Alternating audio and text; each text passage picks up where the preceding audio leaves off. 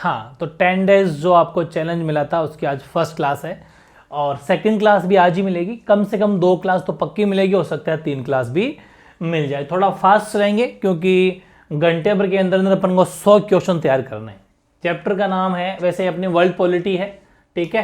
राजनीति विज्ञान में ऑल चैप्टर रिवीजन है, समकालीन विश्व राजनीति, कंटेम्प्रेरी वर्ल्ड पॉलिटिक्स, बिल्कुल 2024 के हिसाब से हैं। जो टॉपिक जो चैप्टर आपके हट गए हैं इस बार वो हटा दिए गए हैं, बिल्कुल new update up to date है।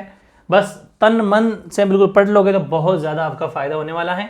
आज का पहला क्वेश्चन, सोवियत अर्थव्यवस्था की प्रकृति के बारे में निम्नलिखित में से कौन सा कथन गलत है। इंग्लिश में लिखी हुई है कि कौन सा जो है रॉन्ग है सोवियत अर्थव्यवस्था के बारे में। तो सोवियत अर्थव्यवस्था में समाजवाद प्रभावित विचारधारा की थी, या फिर उत्पादन के साधनों पर राज्य का स्वामित्व या नियंत्रण होगा, या फिर जनता को आर्थिक आज़ादी थी। तो समझ में आ गया आपके, ये वाली चीज़ गलत है, जनता को आर्थिक आज़ादी नहीं थी। पीपल एंजॉयड इकोनॉमिक फ्रीडम, नहीं, बिल्कुल इकोनॉमिक फ्रीडम नहीं था, ये इसका आंसर। बाकी तीनों सही है, तो बड़ा क्वेश्चन भी तैयार हो गया आपका। वही मैं कह रहा हूँ, 1 लाइनर 2 लाइनर 3 लाइन तक भी याद है, तैयार हो रहे हैं। कैसे एग्जाम में क्वेश्चन आएगा कि सोवियत अर्थव्यवस्था के बारे में कोई टिप्पणी कीजिए, पर आपके क्या विचार है। 1 2 3 बड़ी मेजर लाइनें आपको याद हो गई, ठीक है। अगला, निम्नलिखित को काल क्रमानुसार, मतलब कि टाइम पीरियड के ना हिसाब से क्रोनोलॉजिकल ऑर्डर में इसको एडजस्ट करना है कि अफगान संकट कब हुआ, बर्लिन की दीवार कब गिरी, सोवियत संघ का विघटन कब हुआ, या रूसी क्रांति कब हुई, ये सब हमें कालक्रम के अकॉर्डिंग जमाना है, जो हालांकि साइड में इधर लिख दिया अपन ने। तो फर्स्ट में डी, मतलब कि फर्स्ट का मतलब है पहली बार जो रूसी क्रांति हुई, नंबरिंग के हिसाब से रूसी क्रांति 1917 के अंदर, ठीक है, 1917 में हुई टाइम पीरियड के हिसाब से। फिर सेकंड नंबर पे मतलब ये आ जाता है जिसका टाइम पीरियड आपके 1979। 3 नंबर पे बी आपका, ठीक है ना, बी का मतलब ये सी अपना 1989 है, और लास्ट में रह जाएगा 1991, 1991 में बर्लिन की दीवार गिरी थी। तो आप समझ तो गए होंगे, ये इनका टाइम पीरियड अगर याद है तो सीक्वेंस भी आपको याद हो जाएगा।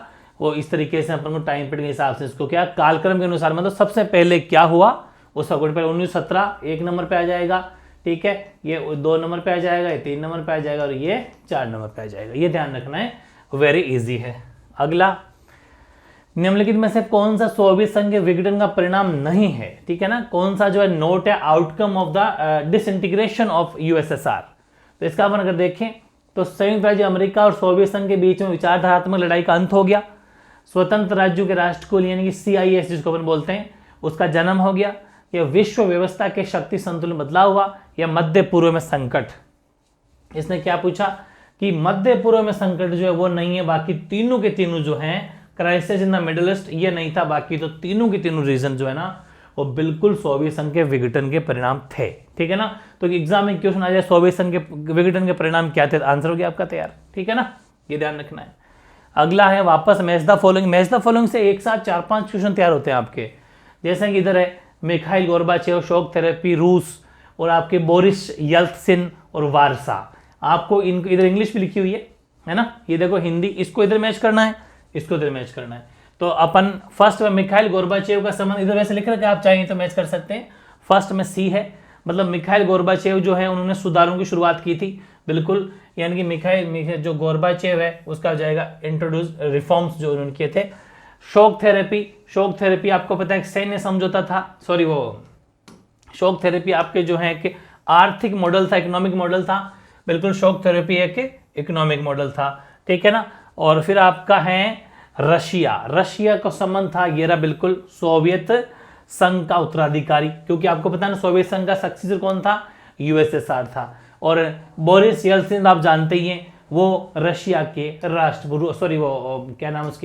रशिया के प्रेसिडेंट थे, रूस के राष्ट्रपति थे, ठीक है ना। तो बिल्कुल सही है, इसका आंसर हो जाएगा आपके प्रेसिडेंट ऑफ रशिया। और पीछे जो बच गया वारसा का आंसर हो जाएगा आपके ये, यानी कि आर्थिक वो कहाँ गया रे, ये हो जाएगा सैन्य समझौता। वारसा एक पैक्ट था, सीए लगेगा, वारसा एक पैक्ट था नंबर 2, ठीक है ना, सैन्य समझौता, मिलिट्री पैक्ट था एक, वारसा एक पैक्ट था जो कि मिलिट्री पैक्ट था, ठीक है। ये वैसे इधर लिखा हुआ भी है कि पहले का आंसर सी है, दूसरे का डी है, मतलब इंग्लिश में ABCD लिखे हैं, बाकी हिंदी वाले क्या क्या गड़े भी लिख सकते हैं। वैसे मैंने आपको एरो बना दिया तो भी आप समझ लेना। आपको कुल मिला के 5 क्वेश्चन तैयार करने हैं एक साथ। मैं चाहता तो 5 क्वेश्चन भी बना सकता था, लेकिन एक साथ 5 क्वेश्चन आपके तैयार हो गए। बर्लिन की दीवार की लंबाई 155 किलोमीटर वाला बिल्कुल सही है, कुछ बुक्स में 150 भी लिखी हुई, लेकिन ऑथेंटिक आंसर इसका 155 किलोमीटर है, ठीक है ना। ये सब किलोमीटर में है डिस्टेंस, ठीक है ना, तो ये ध्यान रखें 155 किलोमीटर बर्लिन की दीवार की लंबाई है। सोवियत संघ का विघटन कब हुआ, आप समझ तो गए होंगे, 1991 में हुआ है, 90 में तो समझ गए, पीछे अपन ने बात किया था, तो 1991 में सोवियत संघ का विघटन हुआ। बर्लिन की दीवार कितने वर्ष तक रही है, अपन ने पीछे भी मतलब ईयर पढ़े थे, जिसमें अपन देखा था 28 साल, जिसकी 155 किलोमीटर लंबाई है। पूंजीवादी दुनिया और साम्यवादी दुनिया के बीच विभाजन का प्रतीक थी, समझ तो गए होंगे कौन थी, the symbol division between capitalist and the communist, तो वो थी आपके बर्लिन की दीवार। बर्लिन की दीवार का खड़ा किया जाना, गिराना नहीं, ये खड़ा किया जाना, standing the Berlin wall. Exam में आपको इतना आसान से रखना है कि दोनों के बीच में डिवाइडेशन का मेन कारण बर्लिन की दीवार ही थी, ये ध्यान रखना, ठीक है ना। बर्लिन की दीवार से बहुत ज्यादा क्वेश्चन आपके आने वाले हैं। शीत युद्ध का सबसे बड़ा प्रतीक क्या था, which is the biggest symbol of cold war, तो वो था आपके बर्लिन की दीवार, यही मेन कारण था। बर्लिन वॉल जो थी वो आपके प्रतीक था, मतलब एक साइन था कि शीत युद्ध चल रहा है, ठीक है ना। जब वो गिरी तब जाके शीत युद्ध समाप्त हुआ। बर्लिन की दीवार कब खड़ी की गई, तो अभी अपन ने पीछे पढ़ा भी था, लेकिन वो चीज अलग है कि 1991 के अंदर अपन ने पढ़ा ना, ये चीज जो पढ़ी 1991 जो अपन चीज पढ़ी थी ये सोवियत संघ का विघटन हुआ है, यहाँ पर ध्यान रखना। लेकिन ये बर्लिन की जो दीवार आएगी वो 1961 है, 1961 है बर्लिन की दीवार, ठीक है ना, वेरी इंपॉर्टेंट है। अगला, रूस में सोशलिस्ट रिवॉल्यूशन, समाजवादी क्रांति रशिया के अंदर कब हुई, वो हुई 1917 की थी, रूस की क्रांति फेमस है, पता है ना आपको, वेरी इंपॉर्टेंट। अगला, पूर्वी जर्मनी यानी जो ईस्ट जर्मनी है, वहां के लोगों ने बर्लिन की दीवार कब गिराई थी, ये भी मतलब बर्लिन की दीवार से जितने भी फैक्ट है वो एक से बढ़े के, तो 9 नवंबर 1989, लास्ट में भी 9 इधर भी 9, ध्यान रखना, 9 नवंबर 1989। नेक्स्ट, समाजवादी क्रांति किसके खिलाफ थी, यानी जो सोशल रिवॉल्यूशन है वो किसके अगेंस्ट था, तो वो था पूंजीवादी व्यवस्था के या साम्यवादी कम्युनिस्ट के, ध्यान रखना, वो बिल्कुल कैपिटलिस्ट सिस्टम के खिलाफ था, यानी कि वो पूंजीवादी व्यवस्था के खिलाफ था, नो डाउट। अगला, सोवियत संघ के विघटन के लिए किस नेता को जिम्मेदार माना कि भाई इस वजह से जो है डिसइंटीग्रेशन हुआ था सोवियत यूनियन का, तो आपको पता है मिखाइल गोर्बाचेव, जो वहां के प्रेसिडेंट थे रशिया के, पहले पढ़ा भी था पीछे, ठीक है। अगला, दूसरी दुनिया में कौन सा खेमा था, दो तरह की दुनिया बट गई थी, आपको पता ही है, अपने पीछे पढ़ा, तो साम्यवादी खेमा था या पूंजीवादी खेमा था, मतलब कम्युनिस्ट या फिर कैपिटलिस्ट या फिर दोनों, ध्यान रखें। साम्यवादी जो खेमा था, कम्युनिस्ट जिसको बोल सकते, कम्युनिस्ट भी है, साम्यवादी जो खेमा था ना, वो जो है आपका इसमें आ जाता है दूसरी दुनिया में, ठीक है ना, ये ध्यान रखना। पहली दुनिया थी पूंजीवादी, ये ध्यान रखना, वेरी इंपॉर्टेंट है। ये है वेरी इंपॉर्टेंट क्वेश्चन कि तिथि के हिसाब से इन सबको क्रम दे, तिथि के हिसाब से इनको क्रम देना है। इधर लिखा हुआ आपने, विश्व व्यापार संगठन में चीन का प्रवेश, यानी कि चाइना एसोसिएशन टू WTO, ठीक है ना, इधर इसकी इंग्लिश लिखी हुई है। विश्व व्यापार संगठन का वर्ल्ड ट्रेड ऑर्गेनाइजेशन इसकी फुल फॉर्म होती है। यूरोपीय आर्थिक समुदाय की स्थापना, यानी एस्टेब्लिशमेंट ऑफ EEC, है ना, यूरोपियन इकोनॉमिकल कम्युनिटी, ये फुल फॉर्म है इसकी EE की। और यूरोपियन संघ की स्थापना, एस्टेब्लिशमेंट ऑफ EU, है ना, और मतलब यूरोपियन यूनियन बोलते हैं इसको। आसियान क्षेत्रीय मंच की स्थापना, यानी कि बर्थ ऑफ ARF क्रोनोलॉजी, ये इतना सही है, ये तो खैर टाइपिंग एरर है, ये क्रोनोलॉजी का ऑर्डर तो खैर अपन को एडजस्ट करना है, इतना सही है वो क्वेश्चन, तो इतना सही, ठीक है। बर्थ ऑफ ARF देख लेना, बस इनको क्रम से व्यवस्थित करना था, जो करके दे दिया हमने आपको, कि जैसे देखो ये रहा इधर, कि सबसे पहले 1957 की मैं अगर बात करता हूं तो यूरोपीय आर्थिक समुदाय, ठीक है ना, मतलब ये जो EEC है ये हो गया आप सबसे पहले, ठीक है ना। तो वैसे एरो बनाने की जरूरत भी नहीं है, आप तो ये समझ लो कि 1957 के अंदर तो ये हो गया, अपन को तो ये याद करना है क्योंकि मैच तो कभी भी कर सकते हैं। आसियान क्षेत्रीय मंच स्थापना 1967 में हुई थी, 1967 में हो गई इसकी, ठीक है। और यूरोपियन संघ की स्थापना हो जाएगी 1992 में EU की, और 2001 में हो गई आपके विश्व व्यापार WTO की, ठीक है ना। तो बस ये फुल फॉर्म में अपन को, खैर मैंने सबकी आपको बोल के बता दी, ये सब जो अपन को याद रखनी है, कौन से टाइम में कौन, मतलब किसकी कब स्थापना हुई, सब के सब इंपॉर्टेंट है, ठीक है ना। अगला, आसियान वे या आसियान शैली क्या है, ये एक डेफिनेशन है, वेरी इंपॉर्टेंट डेफिनेशन है। तो ध्यान रखें, आसियान सदस्यों के अनौपचारिक और सहयोगपूर्ण कामकाज की शैली को कहा जाता है आसियान शैली, ठीक है ना। A form of interaction among ASEAN members that informal and cooperative, ठीक है ना, वो कहलाती है आसियान वे या आसियान वैली, वेरी इंपॉर्टेंट है 1 मार्क्स के अंदर। और इनमें से किसने खुले द्वार की जो नीति अपनाई है ना, open door policy, open door policy China ने अपनाई थी क्या? बिल्कुल सही है, चाइना ने जो है खुले द्वार की नीति अपनाई थी। 19वां मास्ट्रिक्ट संधि, वेरी इंपॉर्टेंट, ट्रीटी ऑफ मास्ट्रिक्ट, इसके ऊपर साइन कब हुए थे, हस्ताक्षर कब हुए? 1992 में हुए, लेकिन फरवरी का महीना था, ये भी ध्यान रखना है। अगला है 1967 में, 1967 में 5 देशों ने बैंकॉक घोषणा पत्र पर हस्ताक्षर करके आसियान की स्थापना की थी। निम्न में से वो देश कौन कौन से थे? तो Indonesia, Malaysia, Philippines, Singapore, Thailand, ये सारे के सारे वो देश थे जिन्होंने 1967 में, वो 5 देश कौन से थे? तो Indonesia, Malaysia, Philippines, Singapore, Thailand, ये पांचों कंट्रियां थी जिन्होंने मिलके आसियान की स्थापना की थी। वेरी वेरी इंपॉर्टेंट, मतलब तभी मैंने कहा ना 1 liner, 2 liner, 3 liner, 4 liner, MCQs, match the following, true false, आपके फिल इन द ब्लैंक्स, सभी प्रकार के क्वेश्चन आपको सब इसमें मिलेंगे। 21वां मास्ट्रिक्ट संधि किस संगठन का बेस है, आधार किसका है? तो यूरोपियन यूनियन का है, मतलब इसके ऊपर टिकी हुई है एज लाइक, मतलब यूरोपियन संघ की एक सबसे इंपॉर्टेंट संधि है मास्ट्रिक्ट संधि। यूरोपीय संघ के झंडे में सितारों की संख्या कितनी है? समझ गए ना, वेरी इंपॉर्टेंट, कितने? 12 थी ना, तो 12। उसके फ्लैग में कितने स्टार लगे हुए हैं? तो 12 लगे हुए हैं। देश शाओपांग ने ओपन डोर की नीति अपनाई, मतलब जो देश था शाओपांग, उसने ओपन डोर पॉलिसी कब स्टार्ट की थी? दिसंबर 1978 या फरवरी 1992? तो ध्यान रखें, दिसंबर 1978 को जो है ओपन डोर पॉलिसी देश शाओपांग ने भी अपना ली थी, जो चाइना का मतलब अपनाएगी पॉलिसी थी। यूरोपियन आर्थिक सहयोग संगठन की स्थापना कब हुई? मतलब कि यूरोपियन इकोनॉमिक कॉर्पोरेशन ऑर्गेनाइजेशन कब स्टैब्लिश हुआ? वेरी इंपॉर्टेंट, 1948 के अंदर, ध्यान रखना, European economic corporation organisation EECO, ठीक है ना, 1948। यूरोपीय संघ को नोबेल शांति पुरस्कार कब मिला?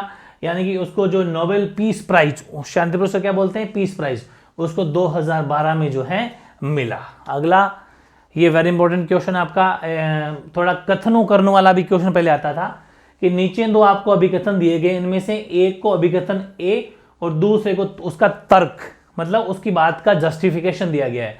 जैसे देखो कि भारत और पाकिस्तान ने शिमला समझौते पर 1972 में हस्ताक्षर किए, ये तो एक स्टेटमेंट है, ठीक है ना, कि India and Pakistan sign Shimla agreement 1972। इसका तर्क है कि इस समझौते में कहा गया कि दोनों देश अपने विवादों को अन्य देशों की मध्यस्थता के सुलझाएंगे, इनमें से अपन को देखना ना, मतलब एग्रीमेंट में कहा गया कि दोनों जो कंट्री है वो resolve their disputes their mediation of the other country.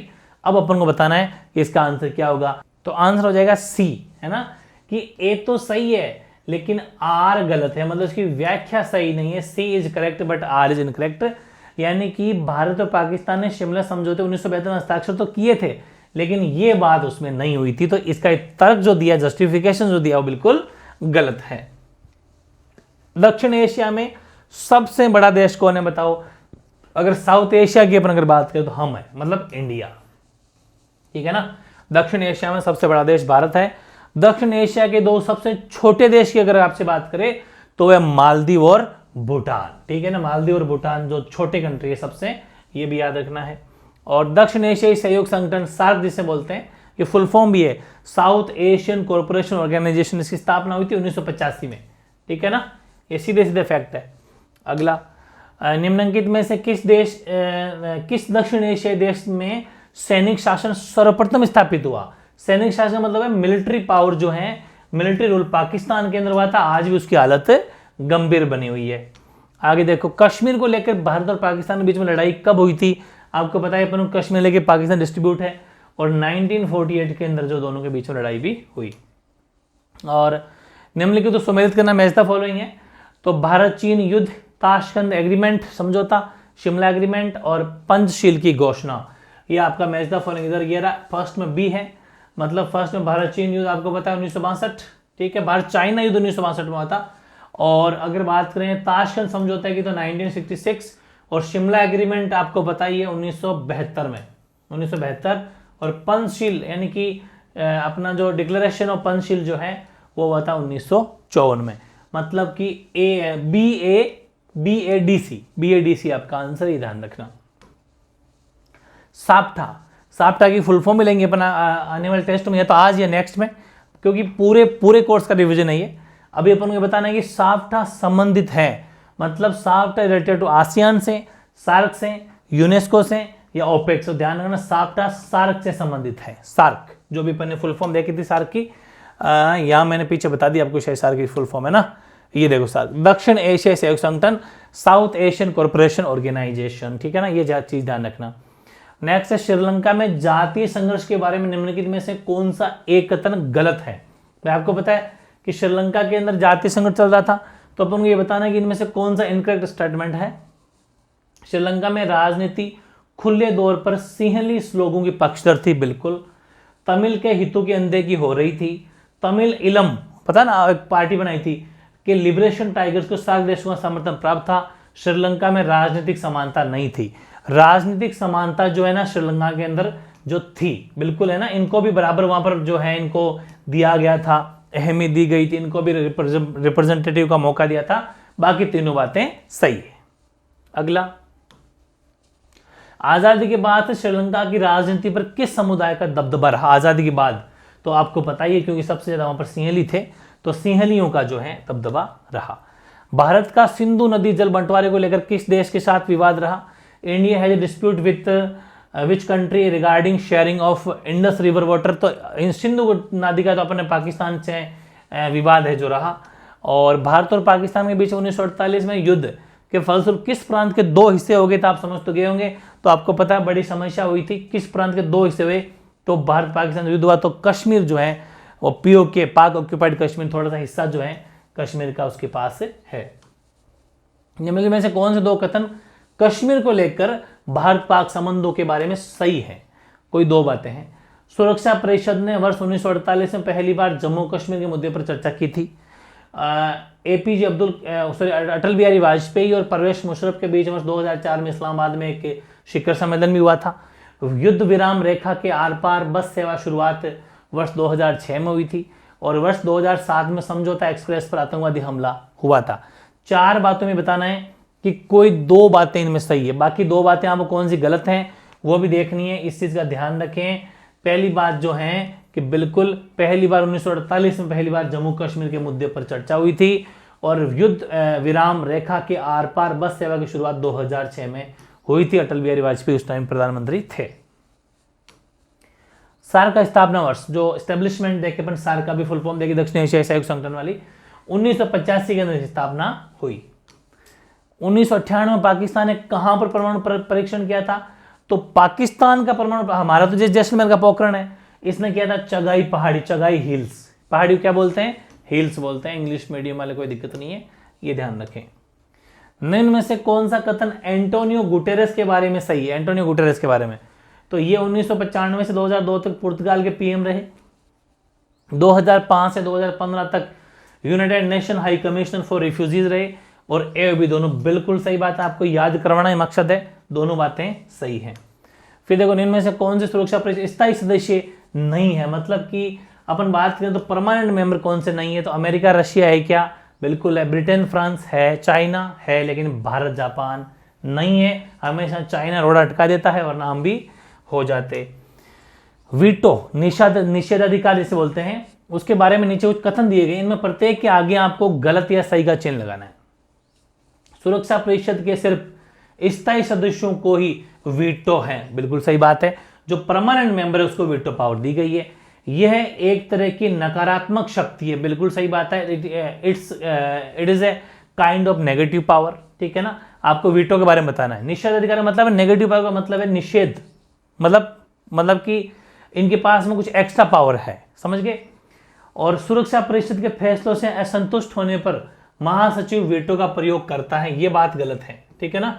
सुरक्षा परिषद के फैसलों से असंतुष्ट होने पर ऐसा नहीं, सुरक्षा परिषद का जो फैसला होगा वो तो मान्य होगा। The security general use this power when not satisfied, ये भी गलत है। और एक वीटो से भी सुरक्षा परिषद का प्रस्ताव नामंजूर हो सकता है। ये वाली बात भी सही है, ठीक है ना, ये वाली बात सही है। वन वीटो कैन स्टॉल है सिक्योरिटी काउंसिल रेजोल्यूशन, एक वीटो से भी जो है सुरक्षा परिषद का प्रस्ताव मंजूर मान लिया जाता है। ये 4 बातें थी, इधर लिखे हुए भी आपके, पहला ट्रू, दूसरा ट्रू, चौथा ट्रू, तीसरा जो है फॉल्स है, ठीक है, ये मैच कर लेना। और फिर है निम्न में से कौन सी संयुक्त राष्ट्र संघ की एजेंसी नहीं है? ये वेरी इंपॉर्टेंट क्वेश्चन है, जबरदस्त क्वेश्चन है। विश्व स्वास्थ्य संगठन WHO और UNDP ये तो हैं। फिर देखो संयुक्त राष्ट्र संघ मानवाधिकार आयोग UNHRC, और एक है संयुक्त राष्ट्र संघ शरणार्थी उच्चायोग UNHCR, और एक है संयुक्त राष्ट्र संघ राजनीतिक कोष UNPF। इनमें से बताओ कौन सी नहीं है? वेरी इंपॉर्टेंट है, बस ये UNPF ही नहीं है, ये नहीं, बाकी तीनों है, ये नहीं है, बाकी तीनों की तीनों है। तो एक बड़ा क्वेश्चन तैयार हो गया, संयुक्त राष्ट्र संघ की एजेंसियां, ठीक है ना, याद रखना। निम्नलिखित में से कौन सा तथ्य सुरक्षा परिषद में भारत की स्थायी सदस्यता के प्रस्ताव को ज्यादा वजनदार बनाता है? मतलब कि ऐसी कौन सी बात है जो वाकई वेरी इफेक्टिव है कि हाँ यार भारत को भी जो है स्थायी सदस्य होना चाहिए सुरक्षा परिषद का? तो वो एक ही है कि भारत की बढ़ती हुई आर्थिक ताकत, इकोनॉमिक पावर भारत की बढ़ रही है, और स्थिर राजनीतिक व्यवस्था, यहाँ पर पूरे 5 साल तक सरकार चलती है, कभी भी सरकार गिरने का नाम नहीं, पूर्ण बहुमत के साथ सरकार आती है, जनता का प्यार है, मतलब जनता का भरोसा है। तो ये चीजें हैं जो ज्यादा इफेक्टिव है कि भारत का जो है वजनदार बनाती है इस बात को कि भारत जो है संयुक्त राष्ट्र संघ का स्थायी सदस्य होना चाहिए। संयुक्त राष्ट्र संघ के महासचिव ट्राइग ली कहां के निवासी थे, कहां के रहने वाले थे? तो नॉर्वे के थे, ठीक है ना, नॉर्वे बोल दो चाहे नॉर्वे बोल दो। परमाणु प्रौद्योगिकी के शांतिपूर्ण उपयोग और उसकी सुरक्षा के संबंध में संयुक्त राष्ट्र संघ की एजेंसी का क्या नाम है? वेरी इंपॉर्टेंट है, यानी यूएन एजेंसी कौन सी है जो concern with the safety and peaceful use of nuclear technology? तो वह अंतरराष्ट्रीय आणविक ऊर्जा एजेंसी है ना, यानी इंटरनेशनल एटॉमिक एनर्जी एजेंसी, ठीक है। विश्व व्यापार संगठन यानी WTO, ये इनमें से संगठन निम्नलिखित में से किस संगठन का उत्तराधिकारी है, किसका सक्सीजर है? ये भी काफी इंपॉर्टेंट है। General agreement on trade and tariff, बिल्कुल आगे बढ़ने की जरूरत नहीं है ना, बस इसी का वो उत्तराधिकारी है, सक्सीजर है, ठीक है ना, वेरी इंपॉर्टेंट है। संयुक्त राष्ट्र संघ का गठन मानवता को स्वर्ग पहुंचाने के लिए नहीं बल्कि उसे नरक से बचाने के लिए हुआ है। ये कथन किसका? ये कथन वाली क्वेश्चन आ जाता है, वेरी इंपॉर्टेंट है। यानी united nation was not created to take humanity to heaven but to save it from hell. Who made the statement? ये था डैग हैमरसोल्ड, ठीक है ना, इसका ये स्टेटमेंट है, कथन है, वेरी इंपॉर्टेंट, ध्यान रखना। नेक्स्ट, संयुक्त राष्ट्र संघ की स्थापना कब हुई? ये भी 50वां question. United Nation Organisation establish कब हुआ? वेरी इंपॉर्टेंट है भाई, 1945 में हुआ, लेकिन 24 अक्टूबर 1945 को हुआ। 51, एंटोनियो गुटेरेस ने महासचिव का पद, इसका मतलब ये पक्का पता चल गया कि एंटोनियो गुटेरेस जो संयुक्त राष्ट्र संघ के महासचिव है कब बने थे? 1 जनवरी 2017 को। ये भी वेरी इंपॉर्टेंट है। संयुक्त राष्ट्र संघ के अंग है, मतलब कितने उसके जो हैं number of principal organ UN के कितने अंग है, कितने पार्ट्स है? तो 6 अंग है। आगे हालांकि इनके नाम भी अपन देख लेंगे। अगला क्वेश्चन, 1 नवंबर 1994 में संयुक्त राष्ट्र संघ का कौन सा अंग स्थापित हुआ? ठीक है ना, मतलब में से कौन सी एक जो है इसका एस्टेब्लिशमेंट हुआ? तो मतलब which of this organ of UN has been suspended since 1 November 1994? तो वो हुआ आपके न्यासिता परिषद, यानी कि जिसको अपन बोलते हैं ना ट्रस्टीशिप काउंसिल, ट्रस्टीशिप काउंसिल। संयुक्त राष्ट्र संघ के मुख्यालय का प्रधान क्या कहलाता है? Chief official of UN headquarters, उसको हम क्या बोलते हैं? महासचिव। ये भी क्वेश्चन इंपॉर्टेंट है, जो अभी गुटेरेस जो की बात की थी 2017 में जो बने थे, उसे महासचिव की पोस्ट बोलते हैं। संयुक्त राष्ट्र संघ के महासचिव डेग हैमरसोल्ड कहाँ के निवासी थे? ये तो खैर वापस अभी पीछे, लेकिन हाँ वो तो उनके बारे में लिया था। ये हैं स्वीडन के, ये ध्यान रखना, वो नॉर्वे के जो थे गुटेरेस थे, ये जो हैं ये स्वीडन के, ये भी इंपॉर्टेंट ध्यान रखना। ये हैं हैमरसोल्ड, ठीक है ना, जिनका भी स्टेटमेंट भी देखा था अपने पीछे। निरस्त्रीकरण का क्या अर्थ है, मतलब डिसआर्मामेंट का क्या मतलब होता है? हमें मतलब इसका क्या अर्थ है जरूरी जानना बहुत जरूरी है। कुछ खास हथियारों के इस्तेमाल से परहेज, बिल्कुल सही है। मतलब कि giving up certain types of weapons, ऐसे कुछ वेपन्स है जिनका हमें परहेज करना चाहिए, बाकी तो कोई दिक्कत नहीं है। राष्ट्रों के बीच सुरक्षा मामलों सूचना, ये इसकी कोई बात नहीं है, बाकी कोई इंपॉर्टेंट नहीं है, बस यही है कि कुछ खास हथियार के इस्तेमाल से करने का परहेज है, उसे बोलते हैं निशस्त्रीकरण। निम्नलिखित में से सुरक्षा की अपारंपरिक धारणा के पक्ष में कौन सी मतलब बात इनमें से आपको लगती है? तो वो है मानवता की सुरक्षा, बिल्कुल। विश्व सुरक्षा, गठबंधन की बात नहीं है, ए एंड बी वाली बात सही है। प्रोटेक्ट ह्यूमैनिटी, और अपन बात करेंगे वर्ल्ड सिक्योरिटी, तो बिल्कुल ए एंड बी वाली बात सही है कि जो favour of non conventional nation की अपन बात करें ऑफ सिक्योरिटी, उसके पक्ष में ये बात कही गई है। निम्नलिखित में से किसे शक्ति का प्रतीक माना जाता है? Which of the following can be consider symbol of power? भोजन को, परमाणु हथियार को, या औद्योगिक क्षमता को? बिल्कुल सही बात है। इंडस्ट्रियल कैपेसिटी किसी भी कंट्री का ज्यादा है, औद्योगिक क्षमता देखी जाए तब कहते हैं कि हाँ वाकई ये देश जो है शक्तिशाली देश है। तो एंटी बैलिस्टिक मिसाइल, इसकी अपन बात करते हैं, एबीएम किस वर्ष हुई? In which year the anti ballistic missile treaty was signed? 1975, 78, 56, 1972 में, 1972 के अंदर जो है एंटी बैलिस्टिक मिसाइल जो है एबीएम की स्थापना हुई। मानव अधिकारों की पहली जो है कोठी कौन सी है? Which is the first order of human rights? तो सीधी सी बात है वो है राजनीतिक अधिकारों की। राजनीतिक अधिकारों, पॉलिटिकल राइट्स इंसान के पास होना चाहिए, उसकी पहली कोठी है। निम्नलिखित में से कौन सी संधि अस्त्र नियंत्रण संधि थी? यानी कि which of the following treaty was arms control treaty? सीधी सीधी याद कर लो, इस सारी की सारी तीनों की तीनों, ये बड़ा क्वेश्चन तैयार हो गया। साल्ट सेकंड, स्टार्ट और एनपीटी, ठीक है ना।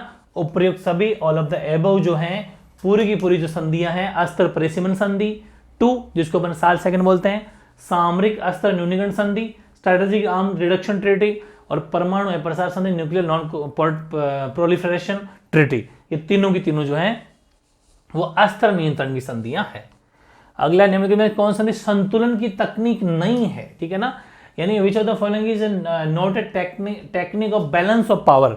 कौन सी नहीं है? तो हथियारों को जमा करना, राज्य क्षेत्र का अधिग्रहण, अनुनय की विधियां, बफर राज्यों का प्रयोग, है ना, बिल्डिंग ऑफ बफर स्टेट्स। मैंने बहुत गजब का पढ़ा रखा है चैप्टर। तो बफर राज्यों का निर्माण करना किसी भी शक्ति संतुलन की तकनीक बिल्कुल भी नहीं है। अगला, विश्वास बहाली के उपाय, यानी कॉन्फिडेंस बिल्डिंग मेजर्स का क्या अर्थ है? वेरी इंपॉर्टेंट क्वेश्चन है ये भी। तो कुछ खास हथियार इस्तेमाल से परहेज, या राष्ट्रों के बीच सुरक्षा मामलों पर सूचनाओं के आदान प्रदान की नियमित प्रक्रिया? बिल्कुल सही बात है। A process of exchanging information of defence matters between the nation and regular basis, बिल्कुल सही बात है। आपका बी इज करेक्ट आंसर हो जाएगा इसमें। उसे बोलते हैं विश्वास बहाली के उपाय। भाई अपन हर कंट्री से बीच बीच बातचीत करते रहेंगे, सुरक्षा मामलों में सूचना आदान प्रदान करते रहेंगे, तो विश्वास होता है उससे एक दूसरे का। विश्वव्यापी खतरे किसको माना जाता है? वैश्विक तापवृद्धि बिल्कुल है, ग्लोबल वार्मिंग, अंतर्राष्ट्रीय आतंकवाद भी है, इंटरनेशनल टेररिज्म भी है, महामारियां भी है, बिल्कुल सही बात है। सारी की सारी जो है इनको अपन क्या मान के चलते हैं कि ये विश्वव्यापी खतरे, मतलब ये पूरे संसार के लिए खतरे हैं। जैविक हथियार संधि, बायोलॉजिकल वेपन्स ट्रीटी पर साइन कब हुए? वेरी इंपॉर्टेंट है, ये भी पीछे भी एक 1972 आंसर था, इसका भी 1972 आंसर है। पृथ्वी के बढ़ते तापमान, अंतर्राष्ट्रीय आतंकवाद, एड्स जैसे असाध्य रोगों पर रोक लगाना आदि इनमें से किस सुरक्षा का आशय, मतलब इसमें अपन को कैसी सुरक्षा चाहिए? क्षेत्रीय सुरक्षा, विश्व सुरक्षा, या आतंकवाद सुरक्षा? इनमें से कोई तो ध्यान में वर्ल्ड सिक्योरिटी चाहिए सबके लिए, मतलब पूरे संसार में ये बीमारियां फैल रही है तो पूरे संसार को इसके लिए सोचना चाहिए। विश्व सुरक्षा, ये खाली जगह वाला क्वेश्चन है। सुरक्षा की देश धारणा में माना जाता है कि किसी देश की सुरक्षा को ज्यादातर खतरा उसकी सीमा के बाहर से होता है, यानी in the traditional concept of security it is believed that most of the threats to the security of a country come from outside its border. तो उसे बोलते हैं परंपरागत, ठीक है ना, सुरक्षा की परंपरागत धारणाओं में आते हैं। ये भी ध्यान रखना, खाली जगह वाले क्वेश्चन भी आते हैं। पाकिस्तान ने भारत पर अब तक कुल कितनी बार जो है हमला किया है? तो 3 बार उसने हमले करने की प्रयास किया, हालांकि विफलता उसको हमेशा मिली है। How many times has Pakistan attacked? Kyoto protocol, ये सीधा सीधा क्वेश्चन आपके 2 मार्क्स में आता है, बहुत ज्यादा इंपॉर्टेंट भी है, इसलिए मैं ले लिया इसको। What is Kyoto protocol? तो क्योटो प्रोटोकॉल में वैश्विक तापवृद्धि पर काबू पाने तथा ग्रीन हाउस गैसों के उत्सर्जन को कम करने के संबंध में दिशा निर्देश दिए जाते हैं। यही क्योटो प्रोटोकॉल है। Guidelines have been given in the Kyoto protocol regarding overcoming global warming and reducing the emission of greenhouse gases. सुरक्षा की अवधारणा कितने प्रकार की होती है, यानी the notion of security is types of, तो 3 टाइप्स या 2 टाइप्स। तो ध्यान रखें, सुरक्षा की अवधारणा 2 प्रकार की होती है, जिसके अपन नाम देख चुके। और कॉमन फ्यूचर, ये इस रिपोर्ट में क्या चेताया गया था, ऑन कॉमन फ्यूचर, जो क्लास 10th में आपने पढ़ी होगी। ये शीर्षक हेडलाइन मतलब हेडिंग है ये। तो आर्थिक विकास के चालू तौर तरीके आगे चलकर टिकाऊ साबित नहीं होंगे, आर्थिक विकास की चालू तौर तरीके आगे चल टिकाऊ साबित होंगे, ए भी दोनों, इनमें से कोई नहीं। तो ध्यान रखें कि जो the current methods of development है will not prove to be sustainable in the long run, यानी कि आर्थिक विकास के चालू जो भी तौर तरीके आगे चलकर टिकाऊ साबित बिल्कुल भी नहीं होने वाले हैं। वैश्विक संपदा की सुरक्षा के लिए कौन से समझौते किए गए, what agreements were made for the protection of global wealth, कौन कौन से किए गए थे, तो सारे किए गए थे। अंटार्कटिका संधि 1959, आपके मॉन्ट्रियल न्यायाचार प्रोटोकॉल जिसको बोलते हैं 1987, अंटार्कटिका पर्यावरण न्यायाचार 1991, बिल्कुल सही बात है। चारों के चारों जो है हो गया ना, 2 नंबर क्वेश्चन तैयार। तो वही तो कह रहा हूं कि यानी आपके सिर्फ 1 लाइनर नहीं हो रहे हैं, आपके 2-2 नंबर वाले भी हो रहे हैं, मैच द फॉलोइंग भी हो रहे हैं, फिल्म सभी कुछ मर्ज है इसके अंदर। बहुत बड़ा आपके लिए इंपॉर्टेंस रखेगा ये टेस्ट, मतलब ये आपका पूरा एक वीडियो, पूरी क्लास। निम्नलिखित कथनों में प्रत्येक के आगे सही और गलत का चिन्ह लगाना है। इसमें पहला है कि पृथ्वी सम्मेलन के बारे में बात कही गई है। पृथ्वी सम्मेलन का मतलब अर्थ समिट, अर्थ समिट की बात कही गई है। तो अर्थ समिट में कौन कौन सी बातें सही है कि अर्थ समिट में 170 देश, हजारों स्वयंसेवी संगठन, अनेक बहुराष्ट्रीय कंपनियों ने, बिल्कुल सही बात है, पहली बात ट्रू है। दूसरा, यह सम्मेलन संयुक्त राष्ट्र संघ के तत्वाधान में हुआ, बिल्कुल सही बात है, यूएनओ के बिल्कुल लीडरशिप में हुआ, ऐसा मान लीजिए। वैश्विक पर्यावरणीय मुद्दों ने पहली बार राजनीति ठोस आकार ग्रहण किया, बिल्कुल सही बात है, यह भी सही है। और यह महासम्मेलनी बैठक थी, यह भी बात सही है। चारों ही बातें सही है। वैसे आपको एक बड़ा क्वेश्चन तैयार करवा के ले गया वाला क्वेश्चन। निम्न में से किस दशक में पर्यावरण के मसले ने जोर पकड़ा है, in which of the following decades did the issue of environment gain importance. 1960, 70, तो 1960 वाला जो डिकेड था उसने जो है पर्यावरण के मसले पर वाकई जोर पकड़ा। उसके बाद में अर्थ समिट वगैरह भी हुए। 75, फिलीपींस के कोर्डिलेरा, आपने पढ़ा भी था कोर्डिलेरा, इस क्षेत्र में कितने लाख मूलवासी लोग रहते हैं, यानी कि 5 लाख, 10 लाख, 15 लाख, 20 लाख। कोर्डिलेरा में कितने लोग रहते हैं, 20 लाख रहते हैं। किन देशों को क्योटो प्रोटोकॉल की बाध्यताओं की छूट दी गई है, which of the following countries have been exempt from the obligation of the Kyoto protocol. Bharat, China, Japan, A and B, दोनों ध्यान रखें, भारत और चाइना को दी गई है, ठीक है ना, ए एंड बी। 1992 के किस विश्व स्तरीय सम्मेलन ने पर्यावरण को विश्व राजनीति के प्रमुख मुद्दों में सम्मिलित करार दिया, तो वो था आपका रियो डी जेनेरो में सम्मेलन जो हुआ था, अर्थ समिट, है ना, ब्राजील का एक शहर रियो डी जेनेरो, वो वाला जो कॉन्फ्रेंस हुआ था वो वेरी इंपॉर्टेंट है। पर्यावरण के प्रति बढ़ते सरोकारों का क्या कारण है, निम्नलिखित में से सबसे बेहतर विकल्प चुने। Which among the following best explain reason for growing environment, अच्छा पूरा नहीं लिखा गया, इन्वायरमेंट वाला लिख लेना भाई। इन्वायरमेंट मतलब इन्वायरमेंट के प्रति जो हमारे अच्छे विचार हो, उनमें से जो सबसे बेस्ट है वो लिखना है कि विकसित देश प्रकृति की रक्षा को लेकर चिंतित हैं, कोई मतलब नहीं है। पर्यावरण की सुरक्षा मूलवासी लोगों और प्रकृति पर्यावरण के लिए जरूरी है, ठीक है। मानवीय गतिविधियों से पर्यावरण को व्यापक नुकसान हुआ है और यह नुकसान खतरे की हद तक पहुंच भी गई, यह सबसे अच्छा आंसर यह है। मतलब the environmental degradation caused by human activities has become progressive and has reached a dangerous level, कि इसी हिसाब से अगर करते रहे, इस पर्यावरण का हनन करते रहे, तो एक दिन बहुत ज्यादा दुविधा हो जाएगी। सबसे बेस्ट यही है।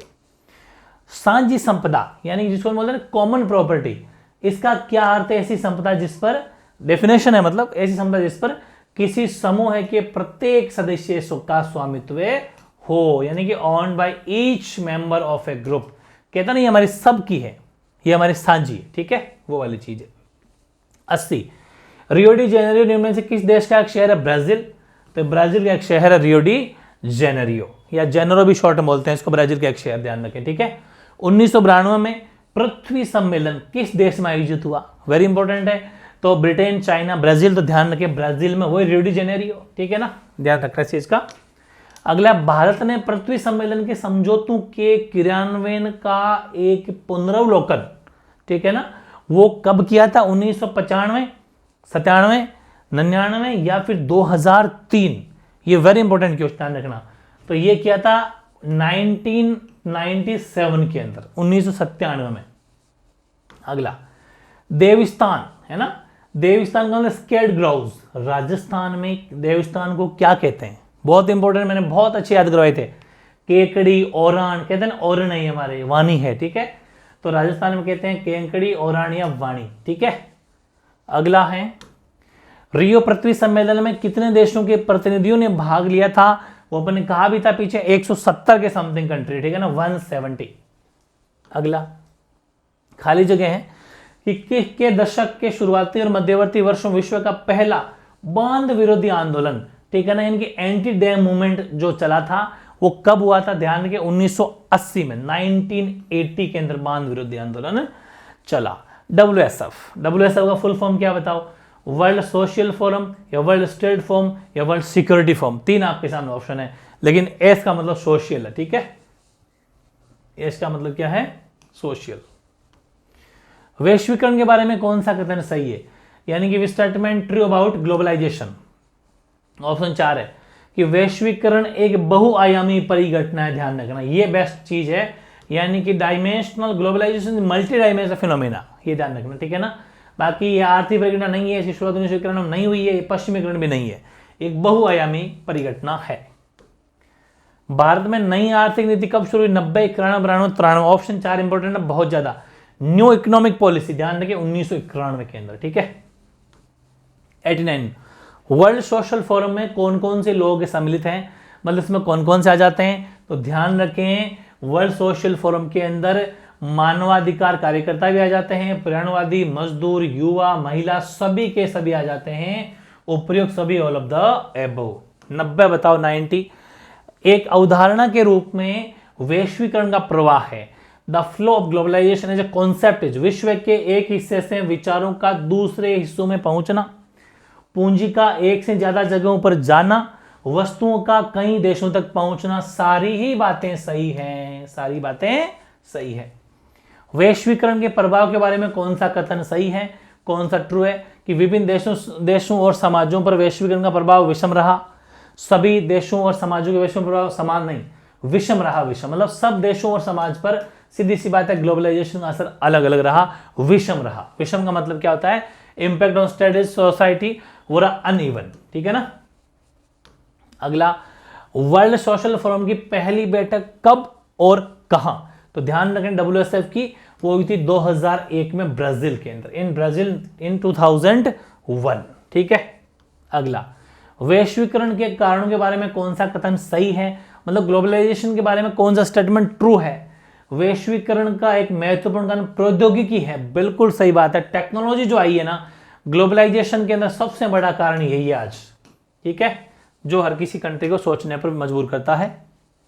फिर खाली जगह, देश कौन सी वैश्वीकरण की प्रक्रियाओं के समर्थन में तर्क है कि इससे समृद्धि बढ़ती है? तो जो इकोनॉमिकल बंदे हैं, इकोनॉमी की बात करने वाले, वो बात ठीक है, उनकी आर्थिक वैश्वीकरण की प्रक्रियाओं के समर्थन का तर्क है कि इससे समृद्धि बढ़ेगी। तो बिल्कुल हमें इकोनॉमिकल, तो जैसे जितने भी आर्थिक है, चाहे वो खाने, माइंस वगैरह हो, हर चीज में अपन को वो तो खैर है ही, जो इनकी रुचि, इनकी बात ये है कि अगर ये सब होता है तो उससे देश की समृद्धि बढ़ती है। निम्न में से कौन सा वैश्वीकरण का कारण नहीं है? Which of the following is not a cause of globalization? किसी देश की पारंपरिक वेशभूषा ना, ये तो कोई है ही नहीं। ट्रेडिशनल जो है ड्रेस ऑफ कंट्री, आगे बढ़ने की जरूरत नहीं है, ये नहीं है। प्रौद्योगिकी है, आपके विश्व व्यापार से जुड़ाव है, संचार के साधन है, लेकिन किसी का ड्रेस से वैश्वीकरण का क्या लेना देना। अगला, वैश्वीकरण के बारे में कौन सा कथन सही है, कौन सा ट्रू स्टेटमेंट है कि वैश्वीकरण का संबंध सिर्फ वस्तुओं की आवाजाही से है? वैश्वीकरण में मूल्यों का संघर्ष नहीं होता। वैश्वीकरण के अंग के रूप में सेवाओं का महत्व गौण है। वैश्वीकरण का संबंध विश्वव्यापी पारस्परिक जुड़ाव से है। बिल्कुल सही बात है, बाकी तीनों बातें गलत हैं। यानी globalization is about worldwide interconnection, ठीक है ना। क्या बोलेंगे इसको अपन? इंटरकनेक्टेड बोल देना एक बार, जो भी स्पेलिंग देखना इसकी, ठीक है ना भाई, इंटरकनेक्ट। अगला कि निम्नलिखित में से कौन सा कथन वैश्वीकरण का सही कारण है। काफी वैश्वीकरण क्वेश्चन ले लिए अपन ने, तो सेम वही है कि प्रौद्योगिकी ने ही वैश्वीकरण जन्म दिया है, लेकिन थोड़ी लैंग्वेज चेंज है, बाकी टेक्नोलॉजी वाला क्वेश्चन हम पीछे ले चुके। अगला खाली जगह है। कुछ अर्थशास्त्रियों ने आर्थिक वैश्वीकरण को विश्व का पुनः उपनिवेशीकरण भी कहा कि वापस जो है लोग कॉलोनाइज, जैसे अंग्रेजों का यहाँ पर हम गुलाम थे, वैसे ही कह रहे हैं कि कुछ जो इकोनॉमिक जो अर्थशास्त्री है, इकोनॉमिस्ट है, वो ये कह रहे हैं कि वापस एक न एक दिन दुनिया जो आपस में ऐसे बड़े पैसे वाले लोगों को गुलाम बन जाएगी, ठीक है, अगर ऐसे मामला चलता रहा तो। 99 देखो, वर्ल्ड सोशल फोरम की चौथी बैठक कब और कहां।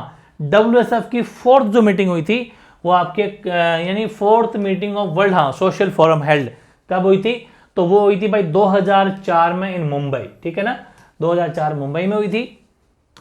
और 100वां क्वेश्चन देखो, वैश्वीकरण के बारे में कौन सा कथन गलत है, विच स्टेटमेंट फॉल्स ट्रू में बताना है अपन को कि वैश्वीकरण के समर्थन तरह से आर्थिक समृद्धि बढ़ेगी, बात तो सही है। वैश्वीकरण आलोचना का भी तरह से आर्थिक असमानता, बिल्कुल ये भी वही भी बढ़ेगी, सही बात है। वैश्वीकरण के जो पैरोकार है उनका तरह की सांस्कृतिक समरूपता आएगी, ठीक है, और वैश्वीकरण के आलोचकों का तरह की सांस्कृतिक समरूपता कभी नहीं आ सकती, ध्यान रखना। कल्चरल जो है ये कभी भी इससे नहीं आ सकती, इसमें तो हमेशा क्या होगा, बदलाव ही होगा, या तरीके की सांस्कृतिक समरूपता कभी भी, समरूपता मतलब सिमिलरिटी कभी भी नहीं होगी, ये ध्यान रखना, ठीक है ना। तो ये थे भाई 100 क्वेश्चन। कोई भी अगर डाउट रह गया हो, क्योंकि गलती हो ही जाती है, तो छोटी मोटी कोई भी अगर गलती रह गई तो आप कमेंट कर देना, ठीक है ना। आप जो कमेंट करेंगे उस कमेंट का रिप्लाई दे दिया जाएगा। रिप्लाई कहाँ देंगे अपन, जैसे जिस भी क्वेश्चन गलती से क्वेश्चन गलत बता दिया गया हो, गलत पढ़ लिया गया हो जाता है, गलती छोटी मोटी गलती हो जाती है, तो उस कमेंट को सही करके, मतलब सही जवाब जो होगा उस सही जवाब को फर्स्ट कमेंट में पिन कर देंगे ना। आपको अगर उसका आंसर देखना है तो फर्स्ट कमेंट में पिन कर देंगे। इसका मतलब ये है कि इसका आंसर आपको पहला कमेंट जो अपना हमारी तरफ से होगा वो ऊपर ही ऊपर आपको मिल जाएगा, उसका आपका जो भी आप गलत रहेगा उसका सही करके, ठीक है ना। तो ये था अपना आज वर्ल्ड पॉलिटी का, क्योंकि ये विश्व वाली पॉलिटी थोड़ी सी मुश्किल होती है। हम जब अपन इंडियन पॉलिटी पढ़ेंगे तो आपको बहुत मजा आएगा, नाम भी सुने से लगेंगे, ये नाम सुने हुए नहीं है आपके, क्योंकि विश्व की पॉलिटिक्स थोड़ी सी मुश्किल मानी जाती है भी नो डाउट। जब हम इंडियन पॉलिटी पढ़ेंगे तो आपको बहुत मजा आने वाला है। लेकिन रोज का 100 क्वेश्चन ये और एक क्लास और आएगी, अपन को रोजाना याद करना है। फिर भी कोई डाउट रह गया तो कमेंट कर देना, टाइम लिख देना कि इस टाइम पर इस क्वेश्चन में ये गलती रहेगी, ठीक है, ओके।